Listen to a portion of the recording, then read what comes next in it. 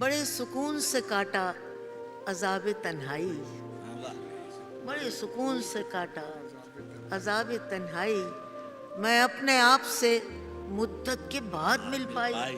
اچھا کسی طرح تو بکھرنا ہی تھا یہ ریت کا گھر، کسی طرح تو بکھرنا ہی تھا یہ ریت کا گھر، ہوائے ظلم سمندر کی موج لے آئی، یہ سب غلط کہ ہمیں فرصت خیال نہ تھی، صحیح یہ کہ کوئی یاد ہی نہیں آئی،